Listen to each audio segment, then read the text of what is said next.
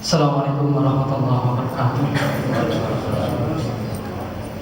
Alhamdulillahilladzi amjabana bis-siyam wa ja'alahu mutahhiran lana min dhunubi wal atham. Asyhadu an la ilaha illallah wahdahu la syarika lahu al-malikul 'allam wa asyhadu anna Muhammadan abduhu wa rasuluhu khairu man shalla wa tahajjad wa qama wa sallallahu alaihi wa sallam wa ala alihi wa sahbihi al-barratil kiram.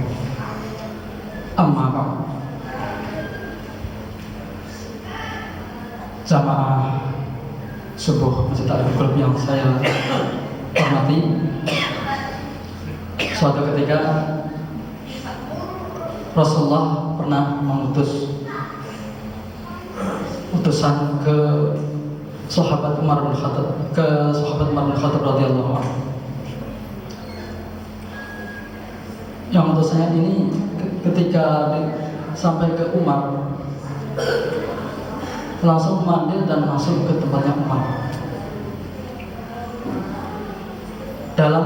Umar dalam keadaan yang nggak senang ketika itu di rumah, yang kira-kira kalau kelihatan nggak senang, mungkin dia belum persiapan pakai baju kemungkinan.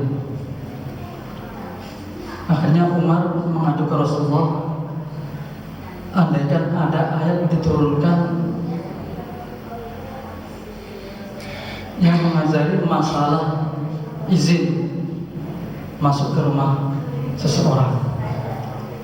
Benar, ketika Umar bin Khattab radhiyallahu anhu sampai ke Rasulullah, ternyata ayat tersebut sebenarnya udah turun. Akhirnya Umar pun sujud syukur. Dan ayat itu yaitu ayat yang ada di surat An-Nur ayat 58, ya ayyuhalladzina amanu yasta'dzinkumul ladzina malakat aymanukum walladzina lam yablughul hulma minkum thalatha marrat min qabli suratil fajri wa hina tad'una thiyabakum dhahira amil ba'd suratil nisa ila akhir.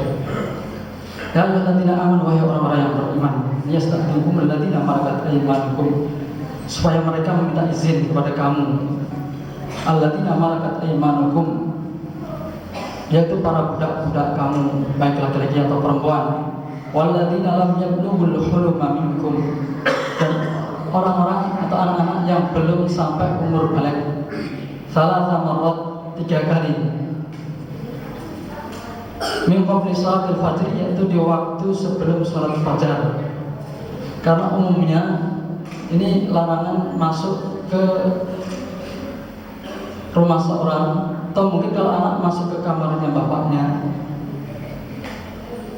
sebelum sholat fajar.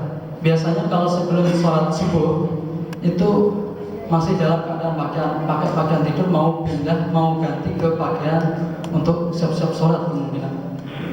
Wahina tad'una thiyabakum minadh dhahirah, dan tatkala kamu menanggalkan pakaianmu, melepas pakaianmu minadh dhahirah, di waktu siang. Wa min ba'di sholatil isya, dan setelah sholat isya.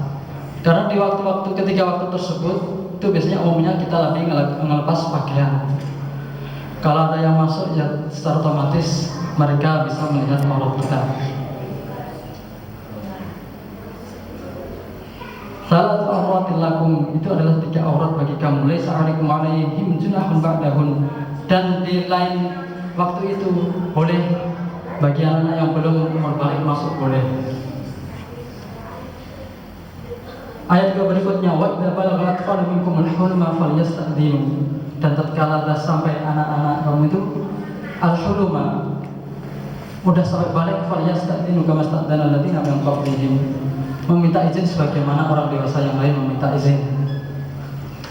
Kalau dari kedua ayat tersebut bisa diambil pelajaran bagaimana Islam itu mendidik kita masalah adab, bisa untuk kita dan bisa untuk kita ajarkan kepada anak-anak kita.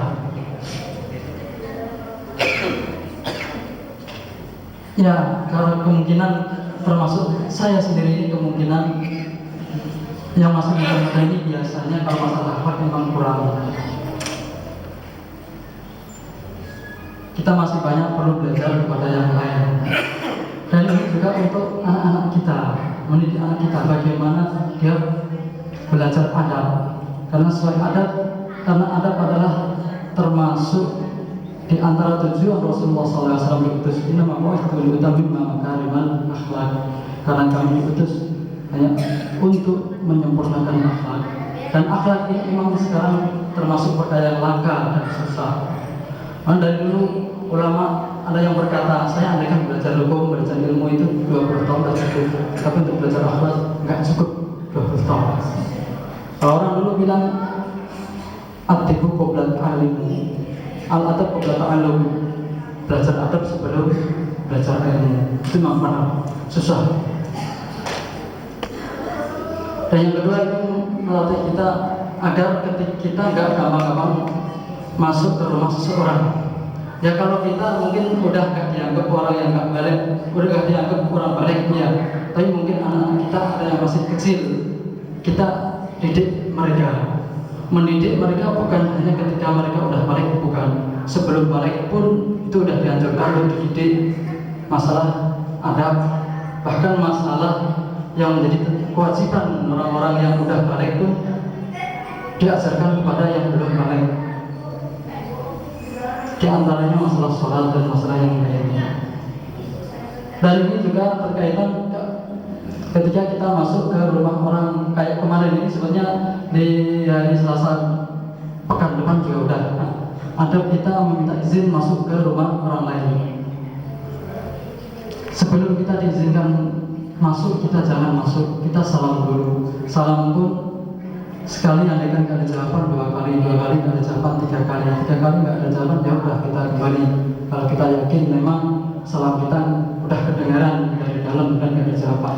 Tapi kalau kita yakin sebetulnya salam kita gak ada yang dengar, ya kita boleh nambah salam lagi. Sebelum kita diperbolehkan masuk, kita nggak boleh masuk.